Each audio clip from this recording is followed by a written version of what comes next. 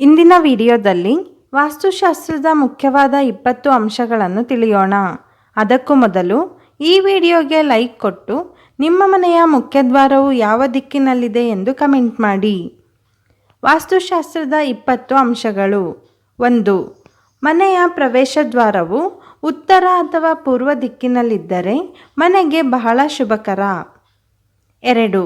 ನೀವು ಮನೆ ಕಟ್ಟುವಾಗ ನಿವೇಶನದ ಪೂರ್ವ ದಿಕ್ಕು ಹಾಗೂ ಉತ್ತರ ದಿಕ್ಕಿನ ಭಾಗದಲ್ಲಿ ಹೆಚ್ಚಿನ ಸ್ಥಳವನ್ನು ಬಿಡಬೇಕು. 3. ಮನೆಯ ಮಾಸ್ಟರ್ ಬೆಡ್ರೂಮ್ ಅಥವಾ ಪತಿ ಪತ್ನಿಯು ಮಲಗುವ ಕೋಣೆಯು ನೈಋತ್ಯ ದಿಕ್ಕಿನಲ್ಲಿದ್ದರೆ ಉತ್ತಮ. 4. ಮನೆ ಕಟ್ಟುವ ಶುಭ ಕೆಲಸವನ್ನು ಶುಕ್ಲ ಪಕ್ಷದಲ್ಲಿ ಆರಂಭಿಸಬೇಕು. ತಪ್ಪಿಯೂ ಕೂಡ ಕೃಷ್ಣ ಪಕ್ಷದಲ್ಲಿ ಮನೆ ಕಟ್ಟುವುದನ್ನು ಪ್ರಾರಂಭಿಸಬಾರದು.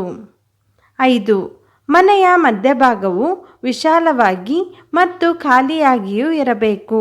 ಮನೆಯ ಮಧ್ಯಭಾಗದಲ್ಲಿ ಭಾರವಾದ ವಸ್ತುಗಳು, ಗೋಡೆಗಳು ಇರಬಾರದು. 6. ಮನೆಯ ಈಶಾನ್ಯ ಮೂಲೆಯು ದೇವರ ವಾಸದ ಸ್ಥಳವಾಗಿದೆ. ಅದಕ್ಕಾಗಿ ಮನೆಯ ಈಶಾನ್ಯ ಮೂಲೆಯಲ್ಲಿಯೇ ದೇವರ ಮನೆಯನ್ನು ಕಟ್ಟಬೇಕು. ನಿಮ್ಮ ಮನೆಯ ಈಶಾನ್ಯ ದಿಕ್ಕಿನಲ್ಲಿ ಸ್ಥಳವು ಕಡಿಮೆ ಇದ್ದರೆ ಒಂದು ಮಂಟಪವನ್ನು ಇಟ್ಟಾದರೂ ದೇವರನ್ನು ಸ್ಥಾಪಿಸಿ ಪೂಜಿಸಿ. 7. ಮನೆಯ ಈಶಾನ್ಯ ದಿಕ್ಕಿನಲ್ಲಿ ನೀರಿನ ಮೂಲಗಳಾದ ಬಾವಿ ಅಥವಾ ಬೋರ್ವೆಲ್ ಇರುವುದು ಮಂಗಳಕರ. ಯಾವುದೇ ಕಾರಣಕ್ಕೂ ನೈಋತ್ಯ ದಿಕ್ಕಿನಲ್ಲಿ ನೀರಿನ ಮೂಲಗಳು ಇರಬಾರದು. 8. ದೇವರನ್ನು ಸ್ಥಾಪಿಸುವಾಗ ದೇವರ ಮುಖವು ಉತ್ತರ ದಿಕ್ಕು, ಪೂರ್ವ ದಿಕ್ಕು ಅಥವಾ ಪಶ್ಚಿಮ ದಿಕ್ಕನ್ನು ನೋಡುವಂತಿರಬೇಕು. ತಪ್ಪಿಯು ದೇವರನ್ನು ದಕ್ಷಿಣ ದಿಕ್ಕಿಗೆ ಮುಖ ಮಾಡಿ ಸ್ಥಾಪಿಸಬಾರದು. ದೇವರನ್ನು ಪೂಜಿಸುವವರು ಪೂರ್ವ ದಿಕ್ಕಿಗೆ ಮುಖ ಮಾಡಿದ್ದರೆ ಶುಭಕರ. 9. ಅತಿಥಿಗಳ ಕೊಠಡಿಯನ್ನು ಮನೆಯ ವಾಯುವ್ಯ ದಿಕ್ಕಿನಲ್ಲಿ ಇರುವಂತೆ ಕಟ್ಟಬೇಕು. 10. ಮನೆಯ ಶೌಚಾಲಯವನ್ನು ಈಶಾನ್ಯ ದಿಕ್ಕಿನಲ್ಲಿ ಕಟ್ಟಿಸಬಾರದು ಮತ್ತು ಮನೆಯ ಮುಖ್ಯದ್ವಾರಕ್ಕೆ ಹೊಂದಿಕೊಂಡಿರುವಂತೆ ಹಾಗೂ ಅಡುಗೆ ಮನೆಯ ಬಳಿ ಶೌಚಾಲಯವನ್ನು ಕಟ್ಟಿಸಬಾರದು. 11. ಮನೆಯ ಆಕಾರವು ಚೌಕಾಕಾರ ಅಥವಾ ಆಯತಾಕಾರದಲ್ಲಿದ್ದರೆ ವಾಸ್ತುಶಾಸ್ತ್ರದ ಪ್ರಕಾರ ಇದು ಶುಭಕರ. 12.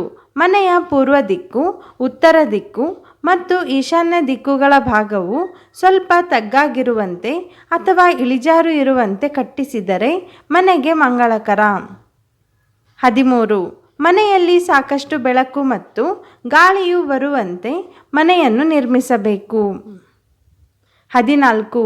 ಮನೆಯ ಈಶಾನ್ಯ ದಿಕ್ಕಿನಲ್ಲಿ ಅಡುಗೆ ಮನೆಯು ಇರಬಾರದು ಮತ್ತು ಮನೆಯ ಪ್ರವೇಶದ್ವಾರಕ್ಕೆ ನೇರವಾಗಿ ಅಡುಗೆ ಮನೆಯನ್ನು ಕಟ್ಟಿಸಬಾರದು.